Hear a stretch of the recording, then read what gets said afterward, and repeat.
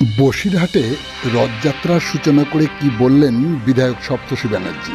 আপনারা দেখছেন সেই সময়কার বিশেষ মুহূর্তে ধারণকৃত ভিডিও চিত্র আজকে স্বপ্নগর পত্রিকার অনলাইনে। আজ 27শে জুন রথযাত্রা উৎসবে মেতে উঠেছে সারা রাজ্যের মানুষ। বসিরহাটও তার ব্যতিক্রম নয়। বসিরহাট হরিশপুর শ্রী শ্রী রাধারমনজি ও ললিতা মন্দিরের রথযাত্রার দড়িতে টান দিয়ে রথযাত্রার সূচনা করলেন বসিরহাট দক্ষিণ বিধানসভা কেন্দ্রের বিধায়ক সপ্তর্ষি ব্যানার্জি। এই সময় সারা রাজ্যের সাথে সাথে বসিরহাটবাসীর শান্তি কামনায় কি বললেন তিনি শোনাবো আপনাদের।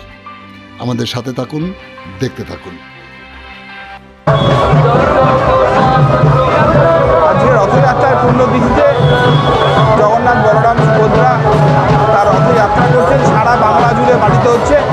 মমতা বন্দ্যোপাধ্যায়